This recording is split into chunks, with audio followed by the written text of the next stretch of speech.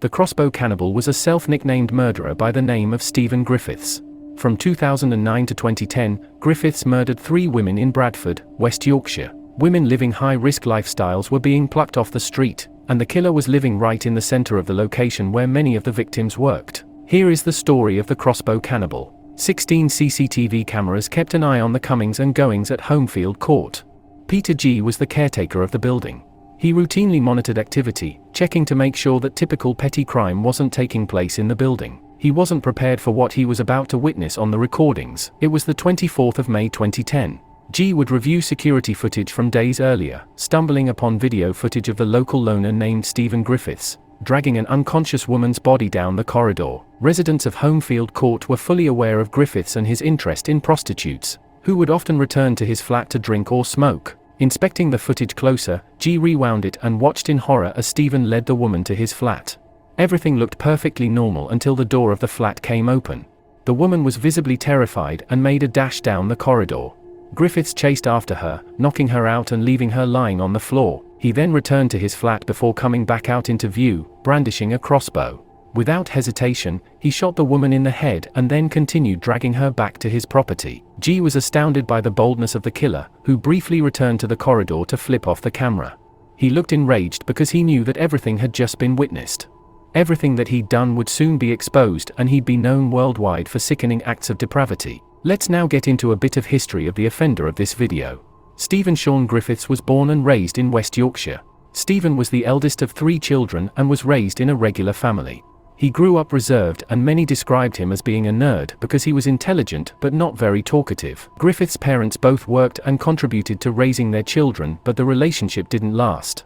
The marriage ultimately collapsed in 1982. Reasons for the marriage breakdown aren't entirely clear, but it has been rumored that Griffiths' mum was a prostitute. Griffiths had a dislike for his mum and this continued well into his adulthood. The marriage collapse had a negative impact on Stephen, who became increasingly withdrawn. However, even with this potential setback and breakdown to the family unit, Stephen was in a fortunate position. When he was 13, his father had set aside money for Griffiths to attend a paid, private school. This was £9,000 per year. Griffiths displayed troubling behavior during his teens.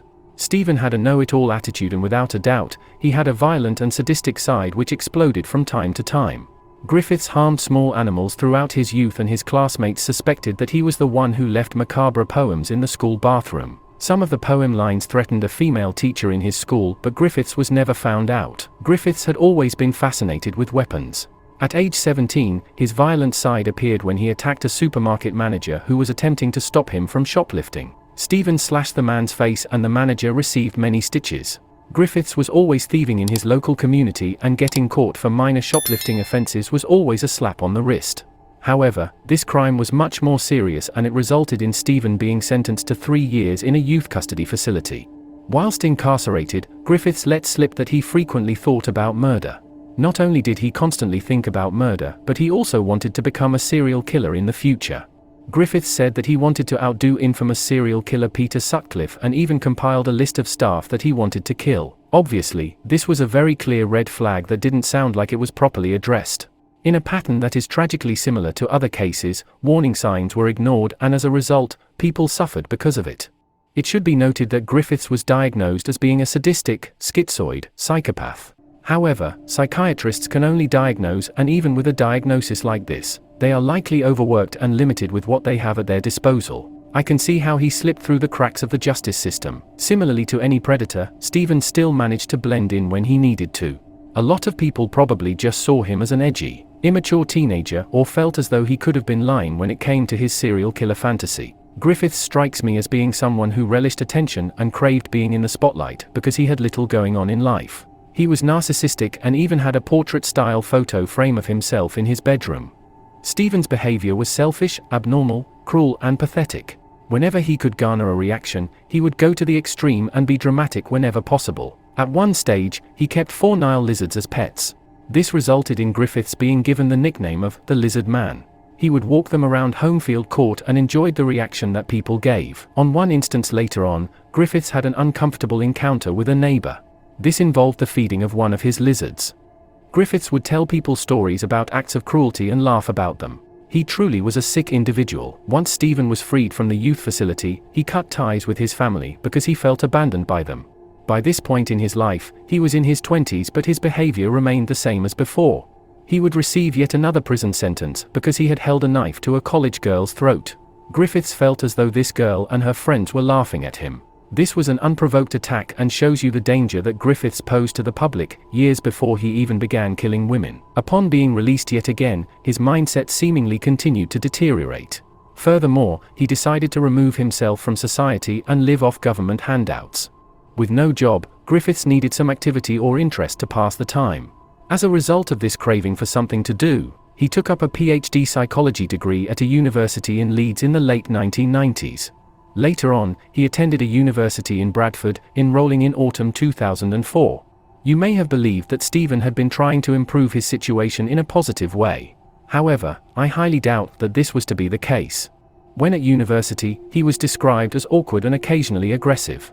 Griffiths was observed flipping out when another student disagreed with him. Griffiths was deeply interested in all things murder and had hundreds of true crime books.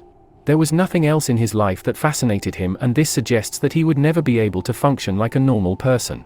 He wouldn't be able to hold a career, and he was very antisocial. Griffiths truly wanted to become a serial killer, and through studying offenders in class, his chosen area of study could help him to learn more about them and perfect his own methods in the process. At home, he read books on serial killers whom he admired.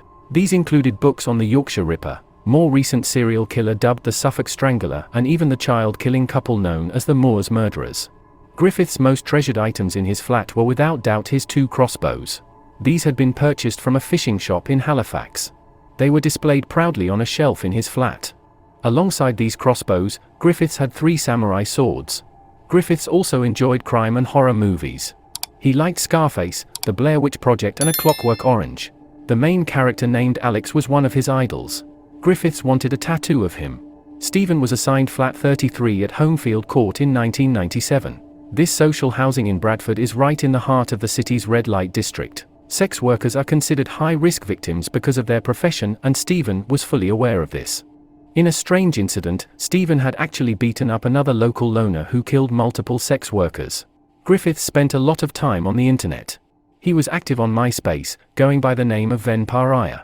Many believe that Ven is a shortened version of Stephen, and Pariah refers to someone who is an outcast.